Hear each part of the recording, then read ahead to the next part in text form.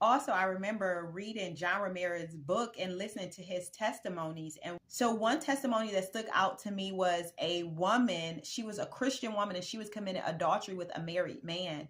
And the wife of this man went to John Ramirez to have him to do witchcraft on her.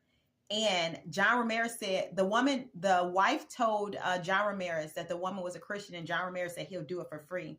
And as John Ramirez did all this witchcraft on this woman, he cannot touch her. And Satan came to John Ramirez himself and said, you cannot touch her. Her God said you cannot touch her.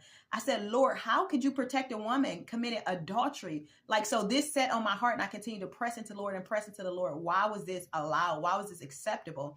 And one thing the Lord showed me this year, or not this year, like over the course of the last 2 years, there's women who have taken other women kingdom spouse. So God created, it says he knew us before he formed us in our mother's womb. So if he knew us, he knew the plans he has for us, plans of good and not for evil, to give us a hope in the future. If he knows all this, if all our days are written in his books, if we have books in heaven, all of our days are written. He knows who he wants us to be joined with. He knows who he wants us to be married to.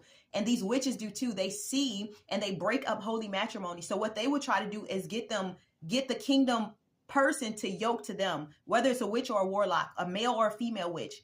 They will try to get a spouse to yoke to them or yoke to the wrong person. And in this, it's not a holy matrimony.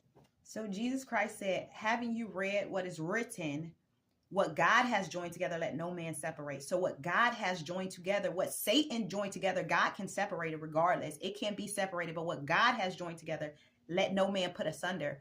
So I noticed, so the Lord began to speak to me in that way. So he showed me that if this woman went to John Ramirez to do witchcraft on him to kill the woman, she must have done witchcraft to get the man. You following me? So the woman ultimately did witchcraft to get someone else's husband that was not her husband from the foundation of the earth. It was not her husband. That's not her God ordained spouse. And that's why that woman was able to commit adultery with him. It probably was her true kingdom husband in the first place. And that's probably why it was permissible before God. And that's why God would not allow Satan to put his hands on her through witchcraft.